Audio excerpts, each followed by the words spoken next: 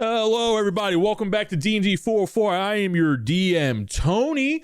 Guys, why don't you go ahead and introduce yourselves? What's going on, guys? I am Armos. Hey, I'm Dan. I'm playing your Minotaur Ranger, Minnis Pebblewalker of the Ivory Boulders. And I'm Alec, and I play Drell of the Ashbourne. That was Jared, by the way, who plays. I'm Jared. Yes, Armus. yes. Yeah, Yeah, Jared plays Armos. We're still trying to get used to the introduction. We're getting used to a lot of things. we always start off with like the most shy, bashful person here, and I don't know why. To like lead any of the order that we. I did want to mention something. We've been messing up a lot of stuff, but I've been messing up a ton of Ranger stuff. So if you hear me doing some different ability things, it's because I've been doing the wrong things. Mm-hmm. I'm supposed to be doing a lot of stuff from Tosh's. So don't get mad at me, guys. So Dan over here realized that he was using some of his feats or abilities wrong, and he wanted to clarify those. So we just did like a little swap. It shouldn't make too much of a difference because he just used them incorrectly. So now we're retconning it from this point out. It was just wrong abilities and using some wrong. So I'm just to make it clear, I'm using Tasha's stuff. And what that means is I actually didn't know. I just realized I get speak with animals at level 3 regardless. So I should have taken a different spell. Wow, dude. Oh my gosh. So I mean, so the snake still works. yeah, it still works. Yeah, but we were trying to get him to take the other We're not thing. retconning that. You know Yeah. that spell. You have to fix that in campaign yourself. That I'm not retconning. Your feats or whatever. Yeah, sure. All right. First time players. Nudge, nudge. No, once I get to level 3, though, it'll be I do get speak with animals, and I'll just replace that with something else. Is all I'm Yeah. doing. It'll forever be on your character sheet, though. Yes, you know it. yes, You just it will. won't use it as a spell, but it'll be there to remind Yep. you. To remind you to take cure wounds. That's so funny. I've also been rolling luck wrong. I have the halfling luck ability, the way we kind of homebrewed the race. Mhm. And I thought that I only got 1 luck point a day, but I just reroll ones. I'm so dumb. Mhm. I'm so dumb. Yeah, I thought you knew that. We've done that a few times. Yeah, but I thought I Yeah. only got 1 per like day, and then I had to rest. Oh, No. Oh, Yeah, halflings. Well, it's are okay, broken, Dan, dude. because I haven't done anything wrong, and if you fucking disagree with me, at me on Twitter. and what are superior dice again? Yeah, that's a great question. I'll find it out this episode. Hey, listen, that's the whole shtick, right? We're learning as we go, okay? I even get rules confused all the time because I played so many different variations of D&D my entire life. So like sometimes I throw in rules that aren't even in this edition, and I just don't realize it until somebody points it out later. We're learning as we go, and this is your first campaign you guys ever did, so it's expected, right? That's the charm. I don't know how we're supposed to focus while we're playing D&D when Jared's dog is just straight up on camera looking all cute. Cute Like, AF. oh, and it heard me, and it side-eyed me Yeah, you and see hit that? directly in the camera. we'll Get post your a little picture of that on Instagram. Don't you worry. Mhm. Yeah. Get you a little smile. Is that ketchup? No, this is Benson. Oh, okay. Yep. All right. Well, we want to get this. We want to get this going, or what? All right, let's play some D&D. Okay, here we go. All right. So, you guys are in Riverwood Forest, right? You guys have just got to Kara's Grotto. You are having conversations with Kara. You are talking about Thalor and the city that was once there. And when Acristo left Humbrea, he left from South Trillis, specifically in Thalor City. And when he left, it took the city with it. And what remained was a giant crater that took its place. So you've been talking to Kara. It is now nighttime, and you have all fallen asleep. Everyone has had a great night's rest, except for Minnis. After waking up to a battle between Reginald and a pixie, a little minotaur demon buddy chase it to the entrance of a cave, hidden just beyond the waterfall outside. Only Minnis is able to enter the cave, and just when he thinks he's about to capture that pixie prankster, something emerges from the water. Bard, play that intro, and let's get on with the show.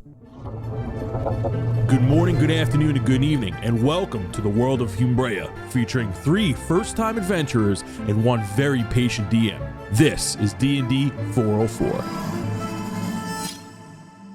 The mist starts to get a little more in shape as it comes together, it gets a little more dense, and then you start hearing some steps on the water, like little drops of water, like something would be walking on the water. Out from the mist is a translucent, tall, slender stag. It is a giant stag. It starts walking towards you. From the lake to the height of the stag's antlers is about 12 feet tall. Jeez.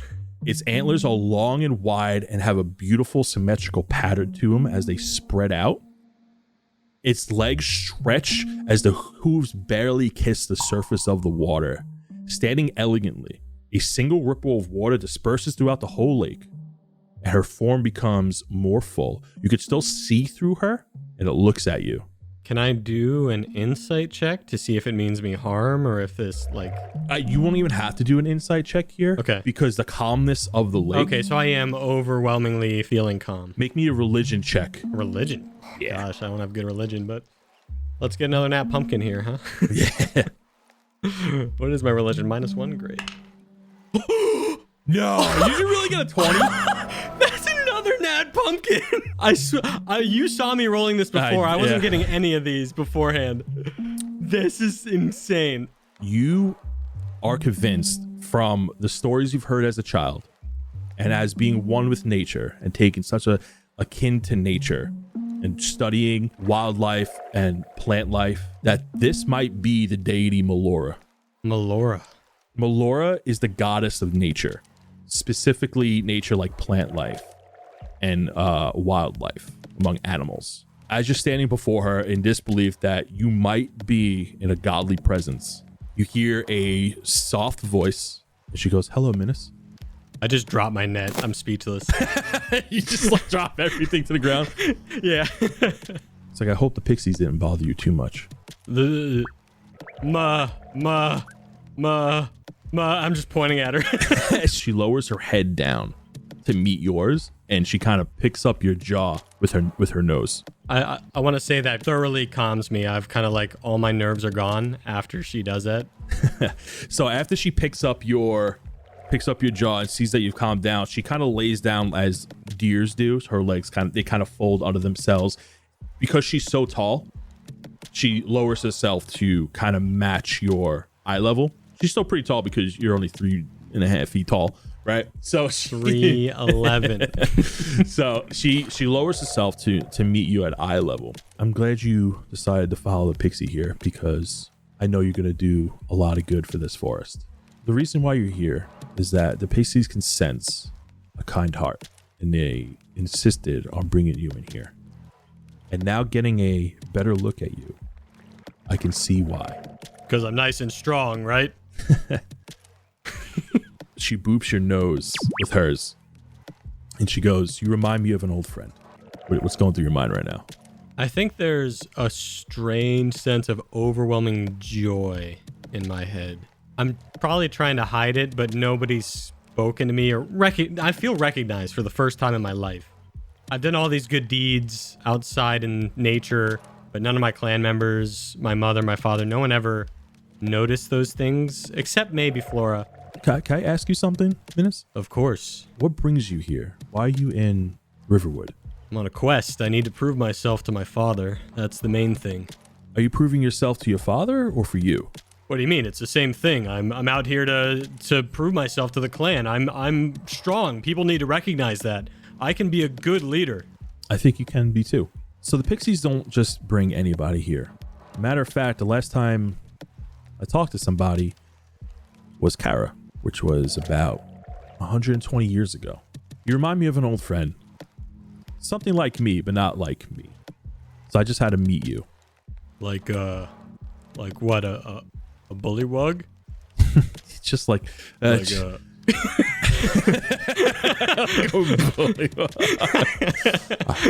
so so she goes, yeah, a bullywug, or maybe something a little more. Let me get. Oh fuck! You threw me off. God damn it! Looking bullywug. I'm trying to have this religious moment. You just threw me off. I'm like, fuck! Now I totally ruined the persona of a goddess, and now I make it look like a schmuck. Okay. So she giggles. You make Melora laugh, and she goes, "The pixies are right. You do have a good heart. Where do you keep your journal?" The way I thought of it was like I have a pouch for important things. And there's just like a little satchel pouch thing on my side that I keep I'll like whip out my journal and write stuff because I always want it ready. Yeah. So that's why I figured you kept it. So you feel a little rumble from where your journal is. She kind of like gestures towards it with her stag nose, and she goes, I think you should open your book. I like frantically like pull it out. So I have a real journal now, by the way. So I'm feeling very immersed. So you take out the book, and the book starts glowing from within the pages, but a very specific page of the book. When you open the book, remember that flower from your dream? Oh, yeah. So you open to that page, and the flower is actually what's glowing. And it's glowing a bluish, tealish color. When you pick up the flower, it begins to move and shape in your hand, and it starts going into like a ball and starts shifting, and you actually see it transforming before your very eyes. Its stem and petals start to fill with life. The flower becomes vibrant like when you once picked it in your dream. The stem actually starts to overgrow, and it wraps around your hands, and the plant starts growing around you. Is this normal?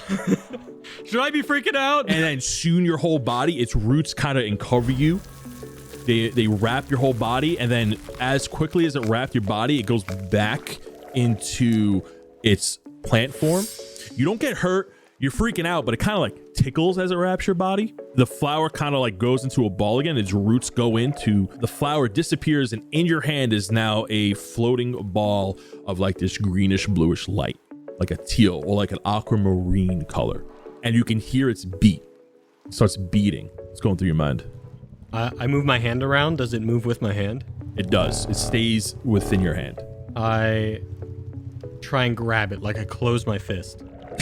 So as you go to grab it, some light peeks out from it, and then you feel like your hand's trying to open back up from the pulses. Tension, yeah. Okay. Yeah. And then you feel something physical, like almost like something rocky, like a rock texture. So it's like poking at your hand. It opens your hand a little bit. And now when you open your hand, it has taken a form. It's no longer a ball of light, but now it looks like kind of like a bunch of small rocks put together that's being wrapped together by roots. It looks like a tiny sapling. It doesn't have so its body is made of stone. It just has a big old mouth with two eyes, but the mouth and eyes aren't like an actual mouth. It's actually like an empty space with blue energy behind them, right? The rocks kind of just make mouth and eye holes. Its arms and legs are little like roots, and the roots kind of hold all these rocks together, and out of its head is a root with a single leaf on it. It's adorable. So it's to give you a better description, its body looks like a ball of stone and wood where its openings of eyes and mouth is making its face. It doesn't have like a body, so it's just like a head with arms and legs sticking out of it with a blue ball of light that you can see through its eyes and mouth hole. At the end of the root is a little leaf similar to the flower you picked in your dream from the scary cabin. Its legs and arms come out of its side of its body and face. It doesn't have hands. They're just like little wooden nubs. It has facial features, so it's like wide-eyed with a big mouth, and then it goes. It's just I can't speak with gibberish. animals. So despite speaking with animals, this is not an animal. I know.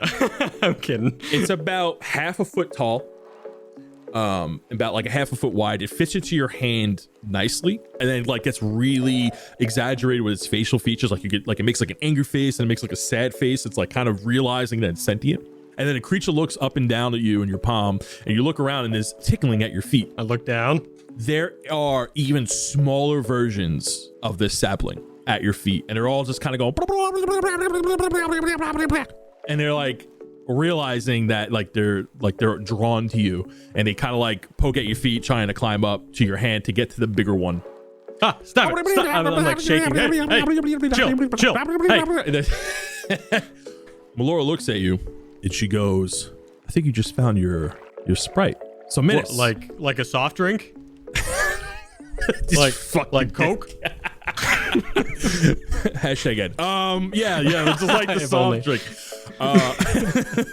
The bigger sprite that's in your hand points down with its nub to them, and then points at itself. It's like, and then the little ones go. Are you a rock, mommy? So it's like pointing to each other. And Italian. So you could kind of. So even though it's saying gibberish, you could still understand him, like on a celestial level, right? Oh, it's a him. I didn't mean to assume your gender. You can understand it. This is your swarm. You have officially leveled up to level 3. Yes. And this is your swarm. Your swarm is a nature sapling where its main body is a bunch of little rocks held together by roots, where it has kind of like a cowlick root with a leaf on it that you picked.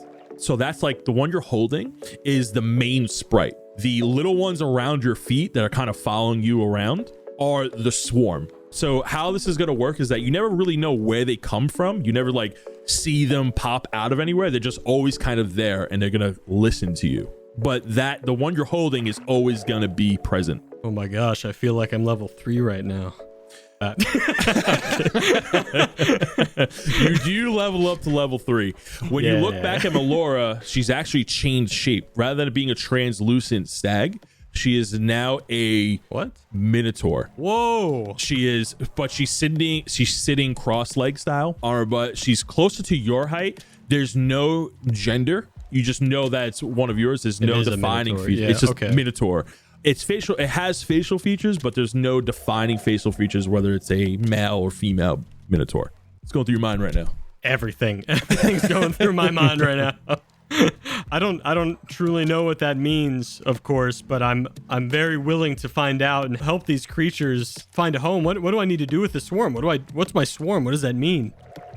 Melora takes a look at you and smiles, and she goes, "You care a lot about everything around you, so much that you'd rather see somebody else or something else doing well before you see yourself doing well, because you're so attuned or have such a fascination about plant life when no one else really does. In nature is something that shouldn't go unnoticed."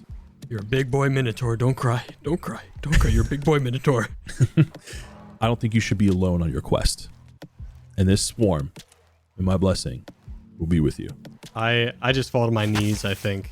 I don't even say anything, but I think my eyes say thank you, you know? Everything in my eyes is just like an unspoken thank you. She gives you a smile. With her hands, she reaches out and holds yours. And she sees the sling that you have. She goes, "I got one more gift for you." Is the sling attached to your arm, or is it like a weapon itself? It's just like hung onto my belt, you know? Because it's just like a rope sling, so. She holds your hand and then reaches over to the sling. She holds it, and a giant flash of light goes to it, and it begins to change. The wood becomes more vibrant and lushful, like better quality wood. The sling then takes on a sturdier, sleeker look. The aiming mechanism that you would launch the rocks through transform into beautiful, bright ivory stone. The stone also looks slick and smooth, like it's been beautifully crafted by some of the best blacksmiths, or maybe blessed by a goddess themselves. The aiming mechanism looks like where you place your shots looks a little bigger. So like the hole that you would put a shot in now has an extra divot where you can probably put one of your swarms in there to shoot them as well. So I could launch my little rock things? Yes, it also is designed to go on your wrist, so you always have your sling out. So you could just aim your hand and just start shooting away. Kind of like the cool ass sling from Monster Hunter World. If you want like a really good imagery for it. As you're looking at the sling, you look back up. She's gone. The lake is calm. The mist is no longer there. You just see the pixies kind of spread out, but like now they're a little more dispersed. You still feel calm, you feel good, but you do not feel any religious auras anymore, or the fact that you're in the presence of a deity anymore. Wow. This is amazing. And I go give a high five to one of the pixies. The pixie goes, blink, makes like a little bell noise and then floats off.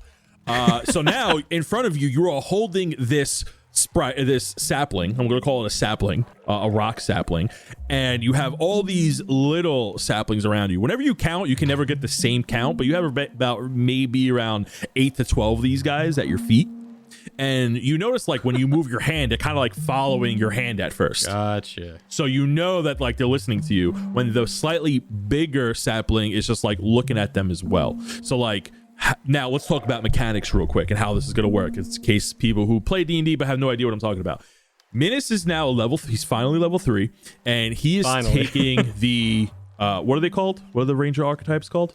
Oh, so I'm a swarm keeper ranger. Why don't you go into a little detail about that? I mean, I feel like it's pretty self-explanatory. It's essentially a ranger that's very in tune with nature and animals, specifically nature, that has a swarm of little beasts around them at all times and can use their swarm to assist them in checks sometimes or in combat and do damage and all that kind of fun stuff. Yep, absolutely. So now he has this swarm of saplings and this slightly bigger sapling that looks like its main focus. So that being said, the sapling will also be for spellcasting your arcane focus or your spell focus, whatever. You know how like you need to cast spells through an object to have? Yeah. This sapling, the main one, is going to be your focus.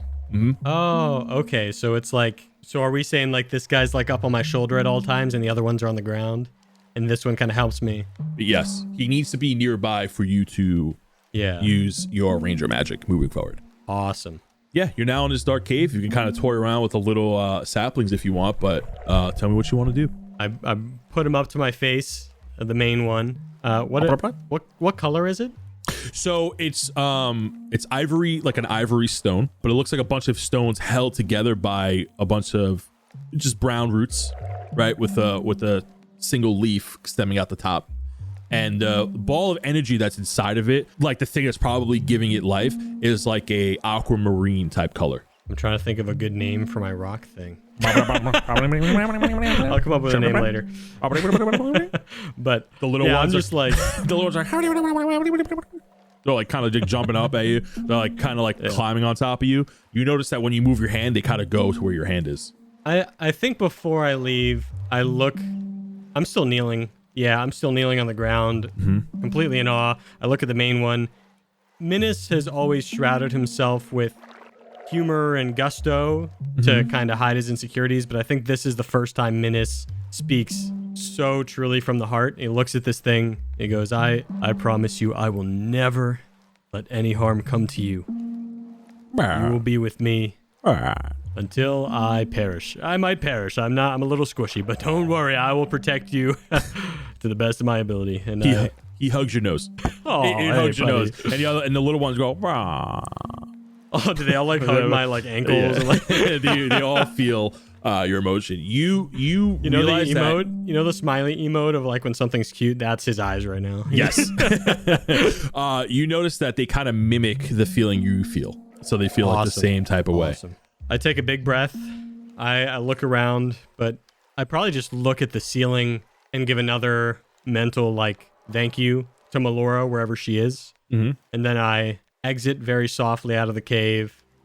I probably don't even say anything to Reginald as I pass, and I just walk very calmly while holding this guy as I walk. Reginald walks next to you. Hey, bud, how's it going? What you got there? You see anything cool? What's going on? He's like tugging.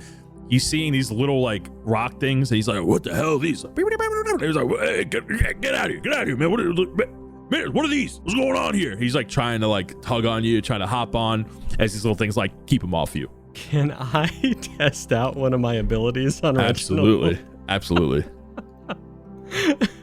So I'm going to. Can we say we're like within 10 feet away from the lake? Oh, yeah, absolutely. You're like walking right along to it. I'm assuming you're walking back to Kara's little treehouse. I want to say I do this by accident. I push my hand towards Reginald. I'm like, hey, calm down, Reginald. And I accidentally trigger one of my abilities. The attack's target must succeed a strength saving throw against your spell save DC or be moved by the swarm up to 15 feet horizontally in the direction of your choice. So, given the story progression, I'm gonna say he fails the check automatically, and he's like all the little ones, you see the main one point, and all the little ones go, and you all pick them up and you go, and you see him get carried away. Like, oh, what's happening? Help, he gets dropped into the water. You see Reginald climb out. He's all soaked away. He's like, I hate this. Oh, sorry. Hey, I didn't mean to do that. I don't want to hear it. I don't want to hear it. He's like walking angrily back to the treehouse. God damn it, you're put me in the water, shocking me, and he's like grumbling to himself. He give me good quality hay. He gives me crap. It's like, oh crap. Nobody has my back. Nobody has my back here. He's climb up the tree. Sorry. I just look at these guys like, come on, guys. He's a friend. Come on. Hey. Now we're going to fast forward just a little bit, and we're going to assume that you go back to sleep and maybe just staring at this thing. You also notice that, like, when you're not looking, like, if you want to, these little ones can go away, and they just kind of like roll away. And whenever you want them, they kind of just roll into your eye, like into your field of vision. They kind of just roll back. These things kind of roll when they move. Oh, gotcha. Rather than using like their little legs. So you pretty much have a rock ball following you around with little arms and legs. With that description, I was going to put it in like maybe like a shirt pocket, but I think it just rolls around behind me. It could do that. It's half a foot big. It's only like 6 inches tall and wide. It's not big at all. And the little ones are maybe like 3 inches. They're very small. Like maybe yours is about the size of like, let's say a pixie, and the little ones are half that size. Yeah, I want to say that when we're out of combat, it's following behind me, but whenever we get into combat, I have like a little pocket in my vest, my leather vest that it sits in. Yeah, absolutely. All right. So now you are officially level 3. You have this upgraded sling. So what does this thing do, by the way? Oh, yes, my bad. Other than being able to shoot your little swarm, which just count as normal +1 bullets, because they're magical. The sling itself has a +2 on it to attack and damage rolls. We're now going to fast forward to the following morning. You got Minnis on the chair, kind of, I guess, looking at his new friends. Reginald is mad, sitting on Armos' stomach. Armos, when you wake up, your stomach is wet because he kind of just like sat on you all wet after he got thrown into the lake by Minnis. You're not sure why he's wet, but now you have a giant wet stain on your tummy. Minnis is looking at his new rock friend, and Drell, I don't know what Drell, how are you waking up? What's going on, buddy? We'll start off with you. How you feel, man? I just assume slept like a freaking rock after, obviously going through his experience. So he's probably just has drool on the side of his face, or like, all on his beard. It's a little crusty, and kind of just like looks up and it's like, oh man, I slept great. How about you guys? I wake up and I see that I'm wet. I look at Reginald. He looks like he's been damp. He's got that slick back kind of whatever hair. And then all of a sudden I look around trying to figure out what the heck has happened. And I see that our little Minotaur has a new little weapon. So I'm kind of piecing things together. I run up to Drell. I'm like, Drell, look at this. And I shove my new rock friend in Drell's face. What is that? Oh, it's like pointing at Minnis constantly and pointing back at him, and he's like using his nub to constantly. Minnis, what is this? What's going on here? All right, everybody. This is Sid. Sid, say hi. This is my new swarm. Well, this is my swarm. Come on, guys, and they all like tumble out from the cracks. They're tumbling out from like behind furniture. There's about. I'm gonna roll to see how many come out actually every time. D100. Maybe at level 20, bud. Let's take it easy right now. 12 of them come out. You got the max amount. 12 of them come out and go. They all roll to Minnis' feet. I just lift my feet up on the couch like, what in the heck? This is Drell too immediately early. rolls his eyes like, fuck. Like he already sees like where this is going. Like they all stop as Minnis stops. You can tell that these saplings or Sid is matching the same emotion as Minnis. So I take it you didn't sleep much last night, Minnis. I mean, I slept when I came back. I got an okay amount of sleep. But look at these guys. They're adorable. They're awesome. They're strong. the Sid stands up and goes, bye-bye. And he like puts his arms like at his waist. And then all the little ones have a delay and they all do it. They all like grandpa, like father, like son. You know what I mean? I'm the grandpa. I'm the. Yeah. No, I got Oh, that. okay. Just want to make sure. Oh, this is gonna be so annoying. This is gonna be so annoying. You wrote it. I didn't write it. No, You no. knew what you did. You knew like what I you said, did. Drell rolled his eyes because he knows exactly where this is going, so it's fine. Oh, Armos, why you wet? I was about to ask you that question. I figured this is your doing. Me? I did. Oh. Yeah, Reginald, my bad. Reginald is sitting by the fireplace pouting. He's like, I am in no mood. And he's sitting there cross-armed. I walk over. I'm like, you want some hay? Okay. What was that? I mean, I'll put it back if you want me to. No, you can leave it there. You know, like related. All But I'm right, still talking okay. to you. No, it's fine. But if you want some hay, here it is. Everybody Here's wants to some be. hay. Everybody wants to be my friend until they have other friends. They don't want to do it. I'm like, eat that. Reginald, you're still my friend. Yeah, okay, I guess. Here's Sniffles a some little extra hay. bit. I give him some extra. He dives into it.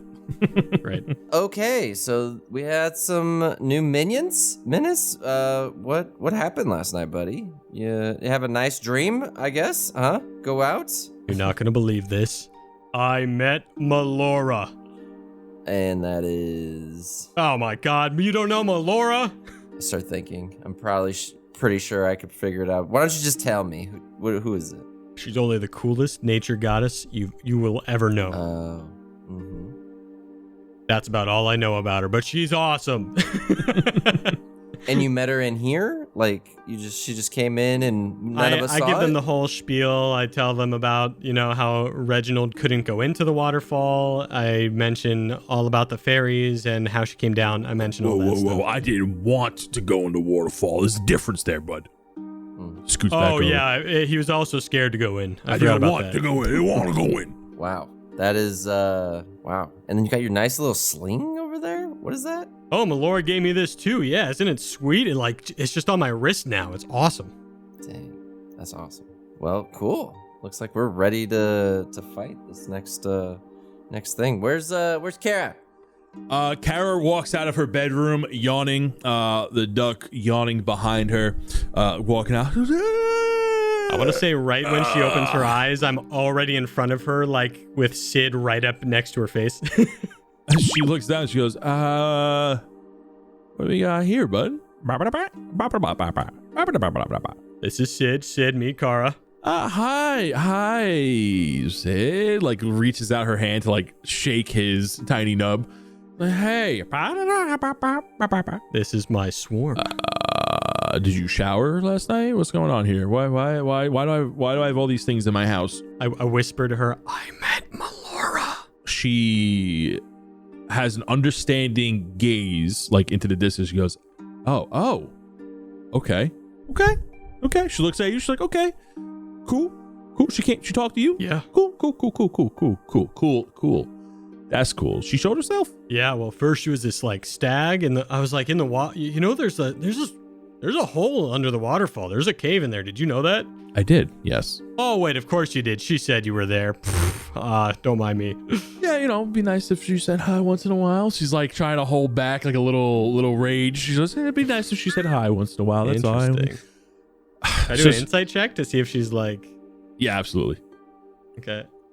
I'll roll my other die. Okay, I got a 5. She's just like talking to herself. She's like, you can tell that she's like has like a little annoyance to her. Yeah, But okay. she like gives a sigh of relief. She goes, so that's why I live here. I watch. Not only do I watch over the forest, I really protect this place. You get a lot of people, a lot of things try to come over here because they sense something, and I try to elude them away. In case you haven't noticed, this is the only part of the forest that isn't tainted by whatever's coming from out there. Whatever the mirror are doing to this forest, it's not killing this place because it is blessed by her. Wow. Yeah, he's just like, whoa. All right, but we got to get ready to go fight those Mario people. Marrow, they're like snakes. Yes, Damn that. water snakes. She gives another yawn. She goes, okay. She sits down at the table. Well, first she goes over to the fireplace. She starts brewing some hot beverage. Starts brewing some tea.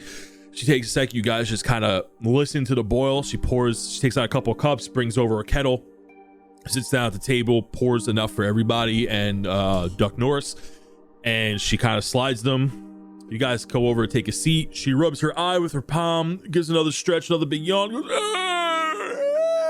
takes a sip, puts the cup down. She goes, all right, sorry, I had a rough night's sleep. So how are we doing this? I was gonna say, I thought you were the one that had the plan. You know where we're going. I thought you knew everything. So help us with this. So yes, I would like to get the marrow out, but unfortunately I can't do it by myself, nor can I really go inside the shrine at all. It's too risky for me to go in there.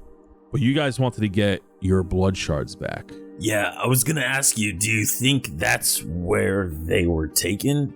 So to the tribe that you ran into were the Bluebafins. They call themselves the Bluebafins. They spoke in like this weird tongue accent, right? So they're probably going straight to the altar, and honestly, they're probably already there by now, and they've already brought them there. So if you're looking for the blood shards specifically, that would be my best bet. The marrow don't stray too far from that temple. The other tribes, I'm not really sure if they would have them. Maybe because they fight a lot. The three tribes here always getting into battles with each other. It's possible that another tribe came across them in transport because they jump each other a lot, because they're trying to offer whatever they found to the marrow, so like they don't harass their tribe. And the marrow are encouraging this fighting because they think that whoever gives them the most in their name, their goddess is going to forgive them and spare them and destroy the non-believers, and they're using their beliefs against them. So do you think the marrow is what's causing the issues here in the forest, like destroying it? Absolutely. So to navigate to that temple, it's really simple. All you would really need to do is follow where the water's flowing from. All rivers in this forest lead to that temple. It is the source. So there's something up with the water that's clearly corrupting and destroying the forest from the inside out. I think there are two things we need to take care of then. We need those shards, and we got to help out the forest. I want to help out the forest at least. Yeah, and I want the blood shards, so we need to get those back. Okay, Sid and I are going to start packing our stuff, and we can be ready in about 5 minutes. What's that? Okay, don't say that about Drell, okay? Calm down. He side-eyes Sid. I walk back, I'm like, so this is my axe, this is how you pack it up. You see a bunch of little ones try to carry one of your hand axes into your bag. I guess Drell wants to look at Kara and just ask her, so do you have any idea how many marrow there are, or like the size? Like, do you know like what we're walking into? I don't know how many there are. All I know is that there's enough of them to cause a problem. They usually only travel with about maybe anywhere from like 3 to 5 of them. You don't really see them travel that far out of the temple itself. Like, they might be in the area, but they're usually hanging out in there. They need to stay by a source of water, and I guess there's definitely water in that temple, so they're probably constantly returning to that one. So the Kotoas, they're helping the marrow because they're afraid of them, or because they worship them? Like, I guess what I'm thinking is, if they see us attacking the marrow or fighting the marrow, are they going to try to intervene, or would they run away? So it depends which tribe is actually witnessing this, because the Blue Patels, well, they're kind of dicks, okay? They attack everything they see, and they take very violent very violent actions to get what they want. But like, if you were with, like, let's say the Glooba Gills, they're very nice. They're good. They don't want to hurt anybody. So like, if you saw one of the Glooba Gills, I discourage you from actually fighting them, because they're not going to fight you unless you provoke them. I'm just worried, I guess. I mean, there's only going to be 3 of us, since you're not going to be able to join. And I'm worried about how many. I mean, we already got our ass kicked by the Kotoas, and there were, just them. And now we're going to go and to the Marrow and possibly the Kotoas. I'm just trying to think how we should go about it, you know? Well, if you want to go straight to the temple, I can lead you there. But I can't abandon this grotto here. I do think, I mean, we could check with everyone else, but I do think heading directly to the temple is probably the best choice. I think some of the Koatoas would join you in a fight if it was needed, because that's their temple. They maintain it. Using the word maintain very loosely, you'll see what I mean when you get there, but that's their temple. The Marrow are essentially holding their temple hostage, saying that they speak to the Blittle Bloop and are acting on the Blittle Bloop's words, and the Koatoas are dumb enough to believe them. Are you telling me that those poor Blittle Bloops are being brainwashed by the Marrow? Essentially, yeah. Then I say we go there first, make them our friends, and then go in there swarming. You know what I mean? Yeah, that could work. I'm gonna make so many friends today. I'm already writing in my notebook, make friends with Little Bloops. So when you look in your notebook under your friends section, you see written in a different style of handwriting that is not familiar to you. It says Melora in like perfect cursive. Oh, is it like glowing? Is it different? There's is a little just shine. It's like a handwriting? holographic card. It like shines a little bit when you gloss over it.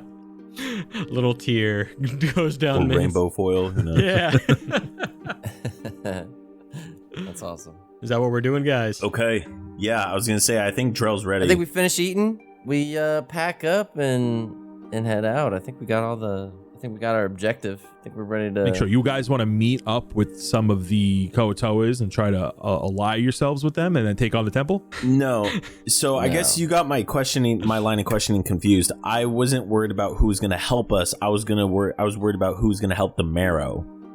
Like if they saw, would they help defend the Marrow? My money's on they won't defend them at all. Okay, They do want them that's where I out, was but going you know with it. they're. Yeah. Okay. As you can tell, they're not the strongest guys 101. They use their environment to their advantage, though. That's probably what got you guys. Yeah. The Minnis is just like, if we meet some Little Bloops along the way, we'll talk to them and get them on our side. But yeah, let's head straight to the temple. All right. So you guys get your things together, you pack up, and you're getting ready to go out. I'm assuming you guys are well rested. You have all your spell slots back. You feel good. You feel great. You ate a nice elvish cuisine. Let's see what you got. Because this is important. This is important to me. We're gonna go to the Elvish shop. I'm gonna find you a nice elvish dish that she makes for you real quick. Yeah. I'm gonna use this book. I love this book. Are we gonna finally get to use some temporary hit points, or? Yeah, right. Oh my gosh, we've got them so many times. You know, I don't have to. I hate to plug the TikTok mid episode, but I commented when you posted about this book, and you never answered my question about the lembas bread. I did not notice any lembas bread in here. Damn it! Although there's a lot of recipes in here, so I just haven't come across it yet. She makes some elven bread, which kind of looks like a nice swirlish bread, like a big loaf of bread. It has like that what is it called? Starts with an R. Damn it! Oh my god! Bread that starts with an R. Rye bread. Yeah, it has that swirl rye bread. It starts with a rye. And makes some nice high harvest puree, which is like a mix of garlic, some extra virgin olive oil that exists, don't at me, and some squash and ice cubes. Well, I guess for the people at home, what are you reading from? I'm reading from the Heroes Feast cookbook. # not an There you go.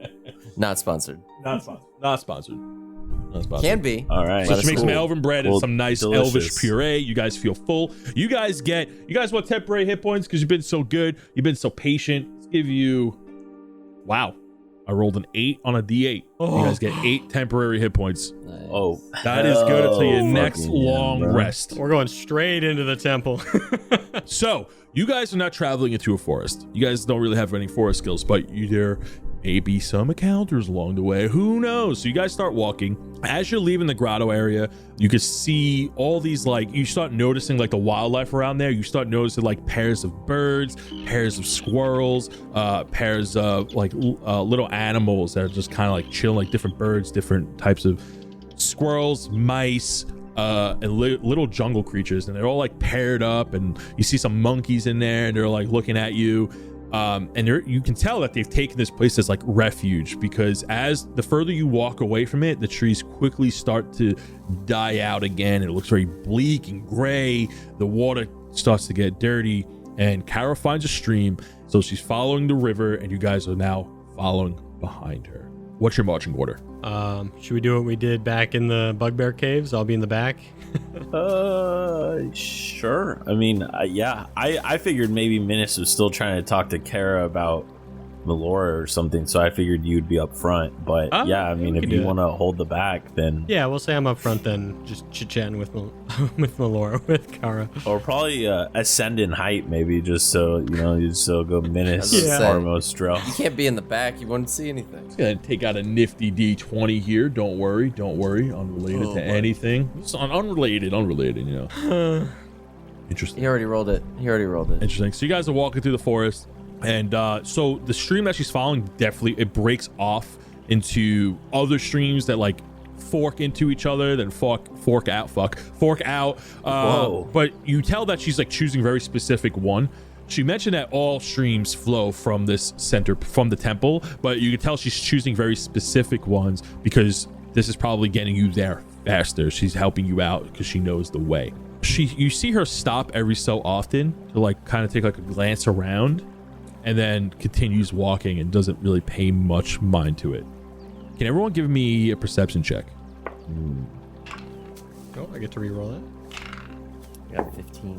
I got a 15 as well. So with a 15, you hear the same noises, Armos, that when she stops to look, when like say like a tree branch snapping or anything like that, she stops because there are animals walking all over the place, but there's very unique footsteps that she'll stop for. Like maybe coatoas, maybe an animal or something dangerous, right? There's a lot of dangerous things that do reside in this forest. And she keeps walking. She doesn't address it to you guys. She just keeps going forward. After a couple minutes, you notice that she's starting to walk a little faster, and you guys are just keeping up. Almost, you notice this. You notice her pacing has changed a little bit. You looked worried, or what's going on? I'm not worried. I'm not worried at all. So she kind of slows down to like match your pacing, and she kind of whispers over to you like real quick, and she goes, "We're being followed," and then continues to walk away and walk ahead. And she goes, "Yeah, so we're just have to. This is probably gonna be like about another hour or so, fellas." I kind of listen for those same footsteps to see if I can hear anything, which I don't. But I kind of pass the message through the line, kind of letting people know to kind of ready in action, basically, type of thing. Yeah. I guess Drell, after being told by Armos, he kind of just like is alert. I guess he's just like he's paying a little bit more attention. He's like trying to hear anything. Are we alert now that she told us with that perception check? Oh yes. So you guys could do that. I'm just curious on how you do that. I guess Minnis would just be ready to dodge out of the way if he sees something coming. Hands are out of pockets at this point. Okay, we are ready. Kara stops, turns around, and shoots an arrow over your shoulder, Armos, into the trees. You guys hear a cat-like noise, and she goes, "We got to get to a clearing right now." She bolts. Sprint after her. Yeah, I think we're all sprinting with her. I slowly walk. Everybody give me an initiative roll. 10. 19. That's a nat 20. Hey, all right. There it is. So Armos got a First 19. one of the day. Minnis got 10. I'm focusing on my running, you know. Kara got a 18. Sick. And, yeah. Bro, what kind of roll was that? What, this? Pick some. I rolled. Little. Didn't You even rolled. do one full rotation there. Let me place it on the 20. Okay. Okay, hold on one second. Why are you getting that book out? You don't need that one. No. No. Why do you have the monster manual out? No, put that one away. Why does it have so many pages? That's a lot of monsters. So you guys start running. Now, you are in difficult terrain. So I'm going to have you guys on your initiative roll to see if you can keep up. It's going to be a dexterity check. So, Drell, you go first. Roll me a dexterity check to see if you can keep up with Kara. Here we go. That's an 8. You do not keep up. You are lagging behind. We're going to go to Armos. Armos, give me a dexterity check, please. It is a 3. You are lagging behind with Drell as you're moving really slow through this difficult terrain. You are tripping over branches. You're keeping your balance, but your foot is getting caught in the wild foliage and a little wet from like the river that you're running alongside of. Kara is keeping pace. Minnis, go ahead and give me a dexterity check. That'd be a 7. You are also lagging behind. You guys are 3 slow bastards. 1 round passes. Guys, give me another dexterity check. On the whammies. That's an 18. Nice. So Ooh, you I got start. a 19. You guys. I got an 18 also. Oh, you guys are now starting to be like, oh shit, we really gotta go. We gotta go. Look at us. Now, because all of you guys are keeping pace, I want you to give me another perception check. DC 15. Shit. Well, that's a 5. I got a 1. I got a 9. Nice. You guys are running, and you guys notice all these beautiful, like all these dead ass I'm leaves. focusing on my breath, okay? Little breaths. Yeah. You got Sid holding on for dear life on your mohawk. Reginald's like, where we go? Drell's not really a sprinter. He's like one of those fast walkers. So he's like really trying to concentrate in the hip You walk movement. up steps 2 steps at a time. Okay, you climb stairs 2 steps at a time. He does a lot of mall walking. You know those fast walk marathons? It's like that. Like just like You're Hal walk with the hips. from Malcolm in the Middle. yeah. Oh, ow. Okay, hold on. Fuck yeah. What the fuck is happening? I tried to take a nice picture. Are we, Watching did you we just really? pull a back scratcher out. You kidding me? A DM needs a lot of tools. Yeah. To what? This man just pulled a back scratcher out of his bag of holding nowhere and just like. I wish you could see the camera. Yeah. Everybody make me another dexterity throw. It's 13. Got a 1. It's a 19. Almost, you start to lag behind, and your compadres, your companions here are now about 15 feet ahead of you. As you're lagging behind, you're a little out of breath here. You're tripping over yourself. You're tripping over your manly robe or your manly jacket. Almost look out for that twig. Too late. He's like, you're a little out of breath here. Oh no. Quit rolling over there, like Oh, no. menacingly. He looks so happy. I don't like that. What you reading? Yeah. What's your AC? It's always a bad It's question. 11. 11 plus dexterity, but my dexterity is not a plus. So You from Zero. the treetops. It does not hit, but you notice this. A black furred tentacle reaches and goes to snap at your feet. What the fuck? At the end of the tentacle has these short teeth-like spikes as it tries to wrap it around your leg, but misses. It goes back into the tree line, but now you can kind of see what direction it's coming from, and you know it's like behind your right shoulder, high up in the trees. And you can see kind of where it's like, you can't really pinpoint exactly where he is, but you know that he's following after you. It is now going to go up to Jarrell's turn. I guess we'll like. What do you like? Are we still going? Are we still walking? Or like? What's your, Since I'm ahead your of turn? him, What are like, you doing? well, do I? How much farther do we have to go? Well, do I notice what just happened to Armos? Or You don't, for what you're seeing, you don't have an indication of how far along you traveled. You've been traveling some time, but you don't know if you're like halfway there or not, because Kyra hasn't really. Well, she said you're about an hour traveling away. You don't know if that was fake or not, but you know that you've been traveling a good amount of time before you got to your current situation. Make me a insight check to see. Make me a perception check to see if you notice something attacking Armos. it's a 6. You do not notice it. All right. Well, then I guess I keep going. All right, Armos, it's your turn. What are you doing? hauling buckets to get away from that thing. So at this point, we might as well shout. So I'm shout up to the guys like, yo, something just tried to hit at me. It was like some tentacle thing. Guys, be careful. I'm not interested in your hentai. Let's keep running. It's gonna go. Okay, so almost that's So- your turn. Do I need to roll to see if I like catch up or at this point or? Yeah, go ahead. So now you're gonna take a dash action. So go ahead and roll me a dexterity check. I got Look good. 12. You catch up to them. You get your footing and you run up. So now it's gonna be Kara's turn. She goes, looks behind you. She's like, she stops for like a second, looking at the tree line, and she goes, "We gotta book it now." And turns around. Now is running full sprint. So now she's trying to get away as fast as possible. Okay. So now the DC for your dexterity checks has just gone up from 10 to 14. Oh, great. Okay. Because now we're taking full dash actions here. So Yeah. you are now running through the forest from Kara's turn and now goes down to this being's turn. Rolled a little higher than Minnis. He's now in the initiative combat. Yeah. Okay. Son of a. He's gonna another tentacle comes out and tries to snap at Armos again because he's still the furthest behind and misses. Wait, hits. So a tentacle comes out from the tree line, wraps around your ankle, and its tentacles stick into the side of your leg. It feels like furry tentacle. teeth. Yeah, feels like teeth into the side of your leg. You take. I'll remember its stats as I start doing. You take 6 points of damage as it buries these teeth spikes into your leg. Jesus. And so now this thing has you entangled. Okay.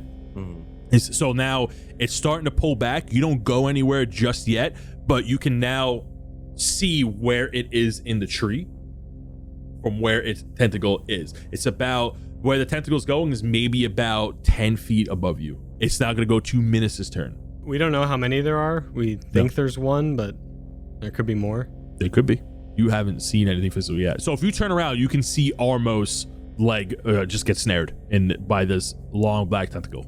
Yeah, I think Minnis is bugging out, so he's gonna be like, Armos, no! And run over with his axe to slash at it. Okay, yeah. So you're gonna roll to attack the tentacle. Go ahead and roll to hit with advantage because it's now bound to right to Armos. Yeah, Go ahead and roll to hit. Would you believe it? I got 2 5s. So that's 10.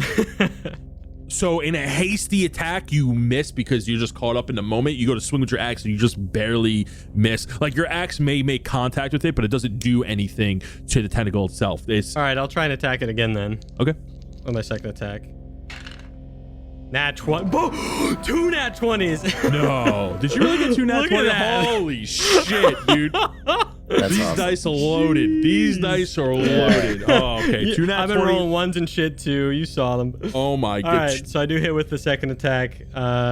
Here's what's gonna happen. I'm going to give you an inspiration die for that. So in a glorious moment of fail and success, you can roll your damage, you can do double damage, and because it's double, I'm giving you an inspiration die for when you want to use it. Rolling for damage. Bada bing. All right. I don't re-roll on damage. So that's can't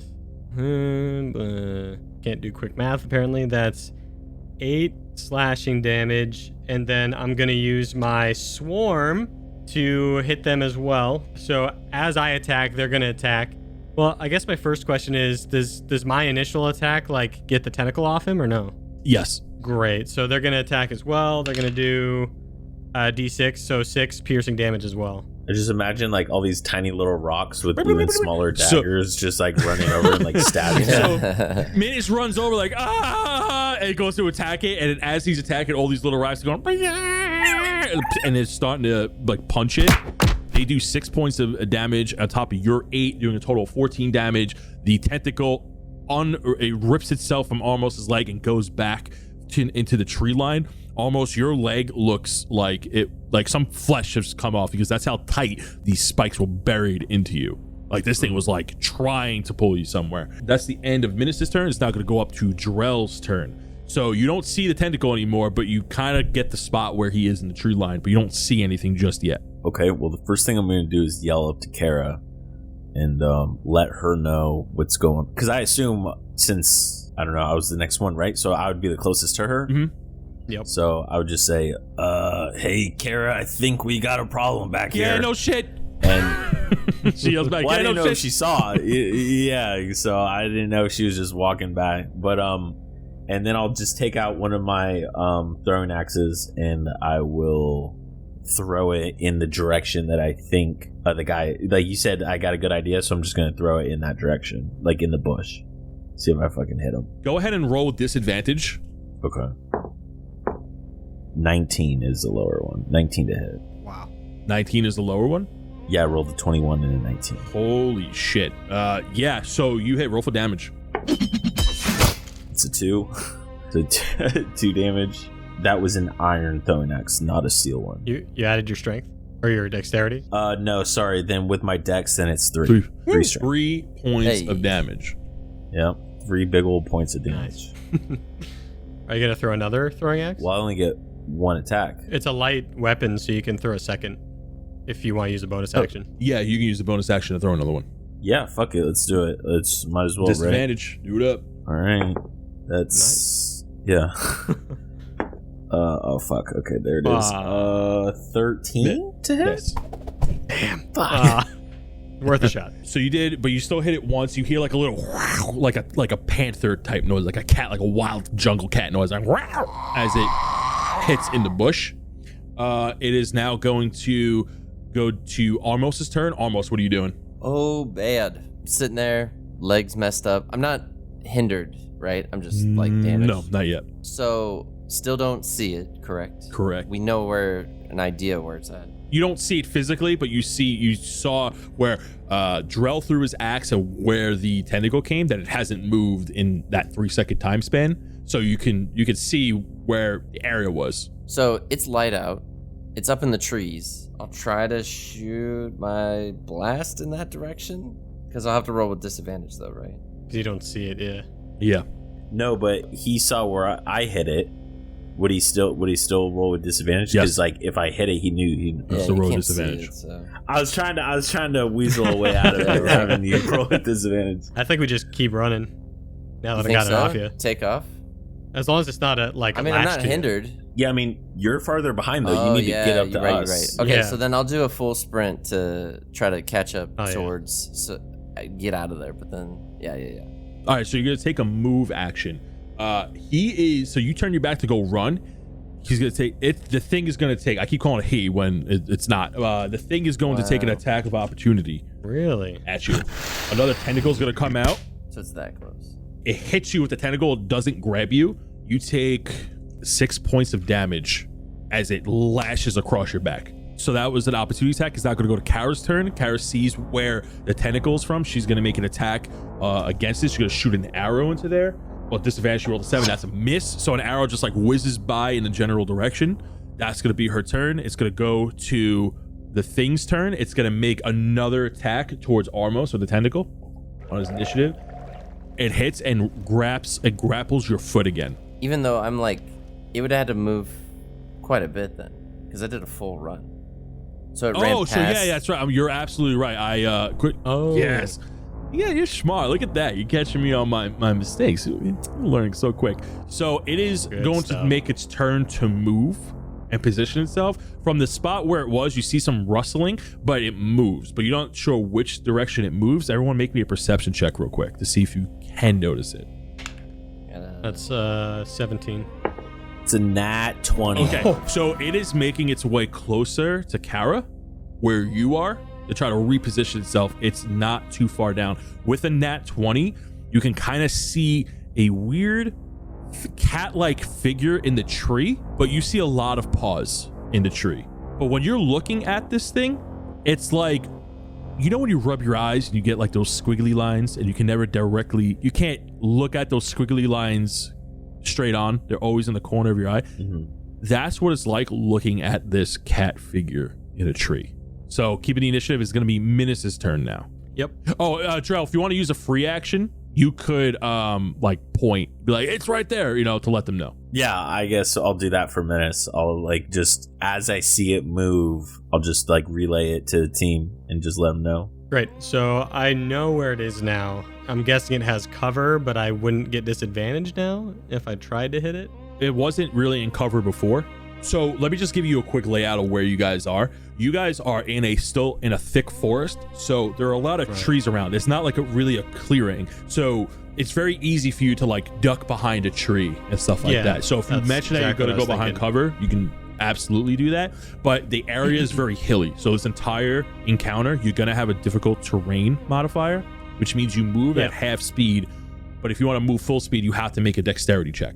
And since it's a forest, you can kind of use that to your advantage or disadvantage. But the floor is not even and anything like that. Is there a like boulder or tree close by, like within 10 feet that I could Absolutely. get behind? All right, so I move behind a tree. Like, thanks for the shout out, Drell. I use my new sling and I go to hit it with a sling bullet. Okay, so go ahead and roll with disadvantage. I thought I knew where it was, though. I thought. You do know where it is. Okay.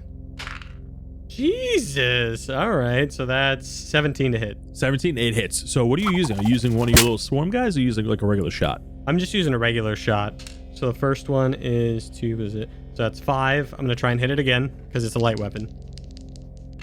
That one probably doesn't hit. That's like a 11. No, does not hit. If I hit it with a range attack, does that still trigger my guys?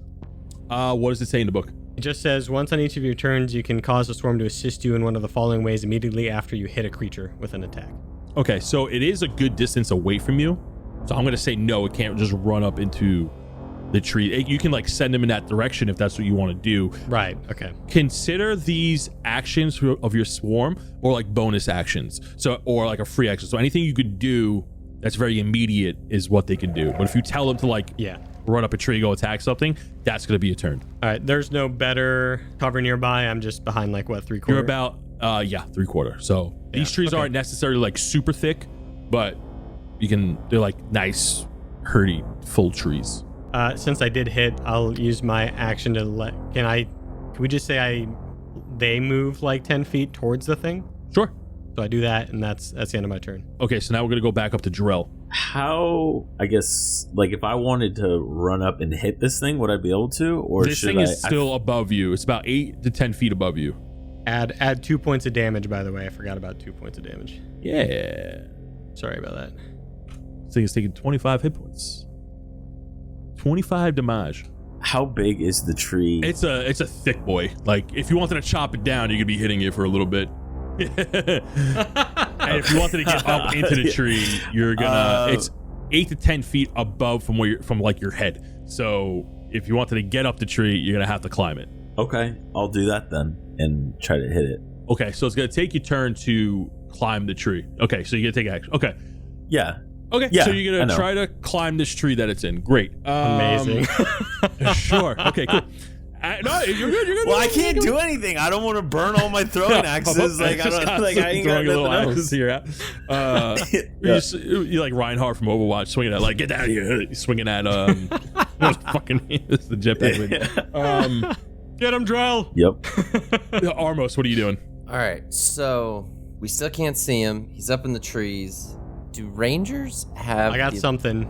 Ability I got to something know coming up. What? Don't you worry. Okay. Is there any cover near me? I'm literally climbing a tree to attack it. I don't think it's gonna attack you guys. You don't have to worry about cover. I'm literally exposing myself climbing up the fucking tree, bro. Okay. There's an 11-foot guy climbing a fucking tree to attack this thing. It's not gonna try to attack you guys. All right, I'm gonna get behind whatever tree I can, and I'm gonna cast Eldritch Blast. Roll with disadvantage. I said 11. I mean 8 feet.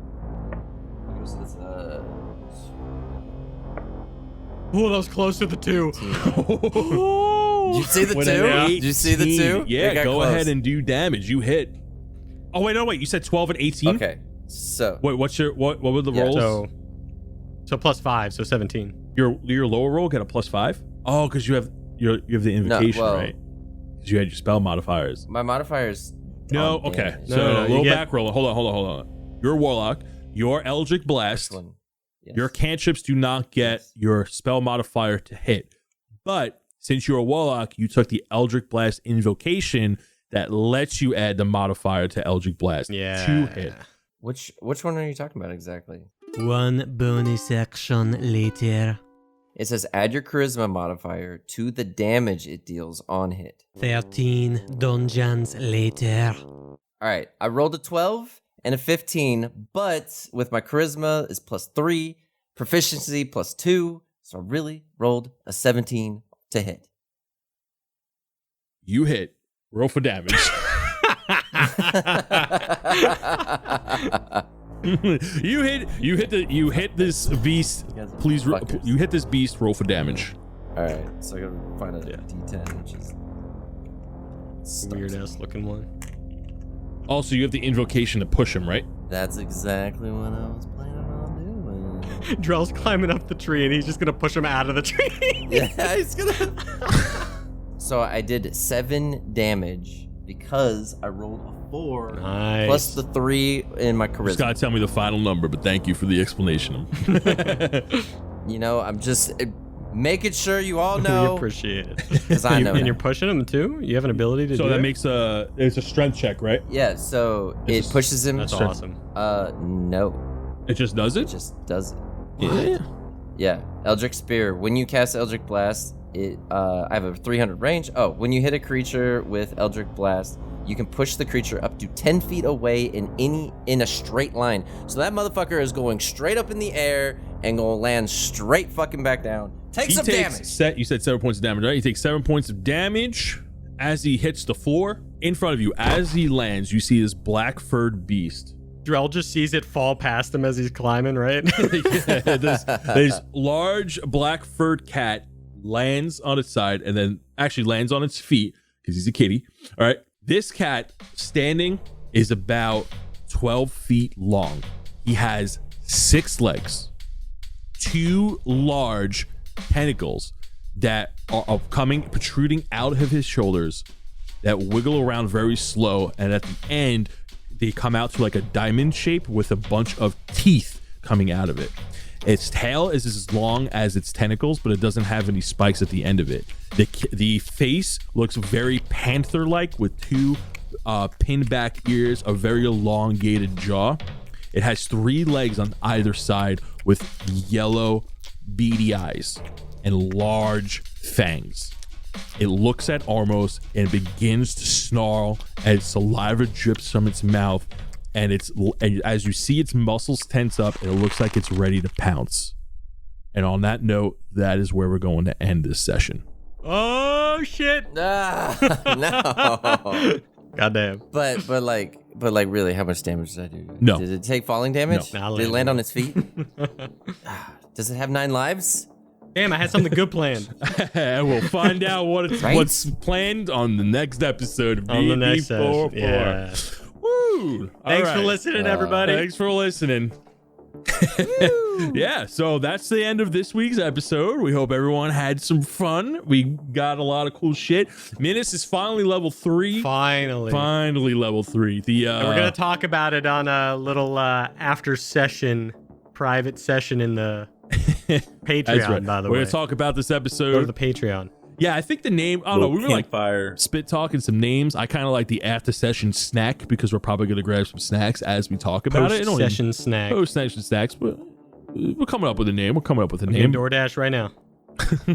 But yeah, great session. If you guys want to hear about our thoughts afterwards, go ahead and head over to the Patreon, patreon.com/DND404, or just Google DND404 podcast. We're coming up everywhere, baby. We're popping up. We're creating content like no other. We're creating TikToks. We're creating Instagram. We're creating TikToks, YouTube videos, and stuff like that. So go ahead and come check us out. And if you want to, throw us a couple bucks on the Patreon to keep the lights on, hey, listen, honestly, it all goes towards the Bard because he puts a lot of work into editing the podcast. So it really helps for us. Yeah, I was going to say also, we are coming out with a Twitch channel. So if you guys are on Twitch and you guys like to just watch some extra content, we haven't really decided what we're going to be doing on it. But yeah, we're going to have some fun. So if you're on Twitch, check it out. You can definitely get that Twitch link down below. Go ahead and click on that. We see all of our other socials as well. And with that, we'll go ahead and end it here. Good session, guys. Good session. Give yourselves a round of applause. It's great. You guys did well. Proud of myself. You guys going to get your ass kicked by this demon-esque cat.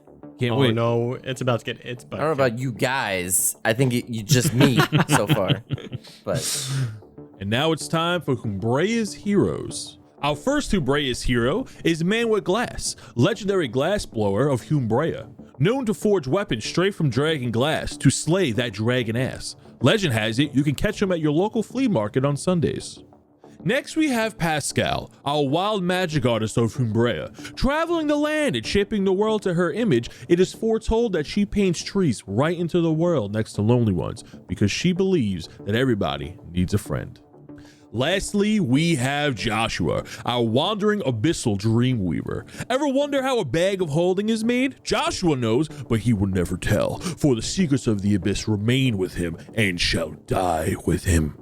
Joshua is one of our newest Humbrea's heroes, and we'd like to give him a warm welcome and a hearty thank you. That's all we have for this week. Catch us next week for episode 16. Later.